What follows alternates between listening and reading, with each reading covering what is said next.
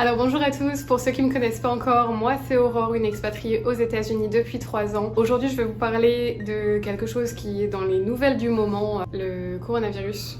Donc pas la meilleure passe du monde, n'est-ce pas, entre les problèmes économiques que ça crée, mais surtout tous les décès qui y sont liés et tous les problèmes de manque de matériel, de respirateurs, de masques, de tout ça en fait dans les hôpitaux qui commencent à devenir vraiment problématiques, d'où le fait que certains pays commencent à mettre en place des quarantaines pour éviter que trop de monde soit infecté. Faut comprendre du coup que c'est vraiment super important de respecter les quarantaines et c'est quelque chose qu'on a bien compris ici aussi. Je voulais vous parler en fait dans cette vidéo de comment ça se passe aux États-Unis. Vous en avez sûrement entendu parler un petit peu, nous on entend beaucoup parler de l'Europe en ce moment aussi. On a suivi les actualités sur la Chine, maintenant on les suit sur l'Europe et c'est ce qui a permis aux États-Unis de réagir un petit peu en avance aussi, en fermant par exemple les frontières avec l'Europe. Le vendredi 13 mars, c'est quand les États-Unis ont décidé de fermer la frontière avec l'Europe. Là, j'ai vu récemment qu'il y avait des pourparlers pour fermer la frontière avec le Canada et les entrées à partir du Mexique sont très surveillées aussi. Je sais même pas s'ils vont pas commencer à parler de peut-être fermer les frontières entre les États dans les États-Unis parce qu'il faut savoir que les États-Unis c'est un pays immense, c'est pas du tout une proportion comme la France, donc je tourne cette vidéo le 19 mars, on est à 9000 cas. Par exemple, nous dans le sud de la Floride particulièrement, on a à peu près 400 cas, mais dans tous les États-Unis on a donc dépassé les 9000 cas. Ce qui est, pour vous donner une idée, moins que par exemple le nombre de cas qu'il y a par exemple en ce moment seulement en Allemagne. J'ai vu hier qu'ils avaient 11 000 cas en Allemagne seulement. Donc on vit vraiment la même chose que l'Europe, mais avec quelques semaines de retard. Mais je sais très bien que les chiffres vont encore gonfler, que ce soit pour l'Europe comme pour les États-Unis. Donc en fait, on vit la même chose, excepté pour les écoles, on les a fermées avant ici. J'ai entendu qu'en France, les écoles étaient fermées depuis lundi 16 mars. Nous, on les a fermées depuis la semaine dernière déjà, et les facs par contre ont été fermées un petit peu plus tard, mais toujours avant la fermeture des écoles en France. Donc parce qu'on a assez vite vu que les enfants étaient donc souvent des porteurs sains qui permettaient au virus de se développer vraiment partout, sauf que les personnes qui vont ensuite être contaminées par ces enfants-là peuvent elles avoir des conséquences bien plus graves sur leur santé, voire jusqu'à la mort s'il s'agit par exemple de leurs grands-parents, parce qu'on a bien vu qu'avec l'âge le virus était bien plus mortel. Donc voilà, les écoles ont été fermées depuis la semaine dernière, les facs sont totalement fermés également. Alors mon mari il travaille toujours parce qu'il travaille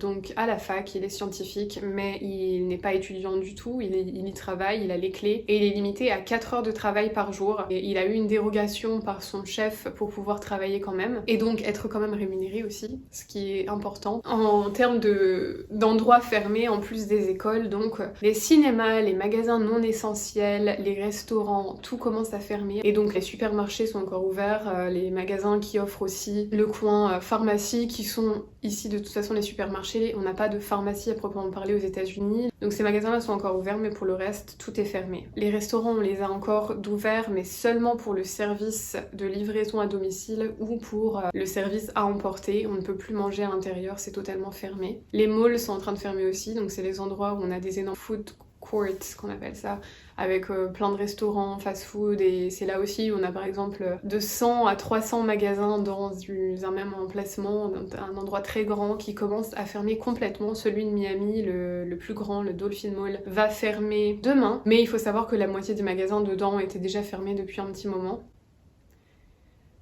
En ce qui me concerne, le cinéma a donc fermé mardi soir et donc ça implique aussi que je ne suis officiellement plus rémunérée. Alors on va avoir une réunion aujourd'hui, donc je suis obligée de me déplacer et d'y aller. Mais globalement, voilà, je ne suis plus rémunérée, c'est officiel. Vu que je suis en salarié payé à l'heure, donc un manager payé à l'heure dans ce cinéma, tous ceux qui sont payés à l'heure aux États-Unis en ce moment se retrouvent pour la plupart sans salaire. Certaines compagnies ont fait des exceptions comme Disneyland et Universal Studios, les parcs d'attractions d'Orlando qui ont été dans les premiers à fermer en Floride, et je pense même dans les États-Unis en général, les parcs d'attractions sont les premières choses qui ont fermé. Il y a de ça du coup plus d'une semaine en fait, et eux ils ont décidé qu'ils paieraient quand même leurs employés, donc c'est bien, c'est un énorme progrès aux États-Unis. C'est pas quelque chose qu'on voit souvent, mais il faut savoir que si on fait ça, c'est pas le cas de toutes les compagnies, loin de là. Les seuls qui sont payés ce sont les salariés, donc ceux qui sont payés à l'année, qui font en fait toujours 40 heures par semaine et sont payés une certaine somme. Mais pour ceux qui sont payés à l'heure, les employés, les managers, peu importe la position en fait qu'on occupe. Du moment où on est payé à l'heure, en ce moment ça devient compliqué et assez critique pour beaucoup de familles, surtout celles où les deux personnes du couple par exemple sont normalement payées à l'heure et leur business s'est arrêté pour l'instant. Ça veut dire qu'il n'y a plus de salaire qui entre. Alors la seule chose qu'ils mettent en place pour l'instant, de ce que je vois, c'est des choses comme si on ne paye pas nos factures, on ne sera pas pour autant coupé de quoi que ce soit, et si on ne paye pas le loyer, on ne sera pas mis à la rue. Super. Enfin, pour les États-Unis, c'est déjà quand même une belle chose, on va dire. Mais c'est vrai que la situation est un peu plus délicate ici en ce qui concerne l'économie dans les foyers parce que c'est évident, on a besoin d'argent pour vivre et pour les couples où les deux se retrouvent sans salaire comme ça d'un seul coup pour une durée indéterminée. Nous, ça va, on n'a pas trop à se plaindre. Mon mari va toujours être rémunéré. Moi, évidemment, je vais perdre mon salaire, mais on peut survivre avec le salaire de mon mari. Donc, c'est-à-dire qu'on peut toujours payer notre loyer et nos factures. On n'est vraiment pas les plus à plaindre. Je m'inquiète beaucoup pour certains de mes employés pour qui ça va être beaucoup plus compliqué. J'espère que la situation ne va pas durer comme ça trop longtemps. En parlant de ça, aux États-Unis, ils envisagent que cette crise de coronavirus va durer pendant à peu près 18 mois. Donc 18 mois, 1 an et demi en fait. Et ils disent qu'il va y avoir des moments où ça va aller mieux et des moments de rechute. Et j'imagine très bien parce que le problème avec cette maladie, ce sont les presque 2 semaines d'incubation. Donc c'est-à-dire qu'on peut être porteur du virus sans le savoir et contaminer d'autres personnes. Donc même le moment où peut-être tout va reprendre à la normale et on va penser que vu que tout le monde était plus ou moins enfermé chez eux,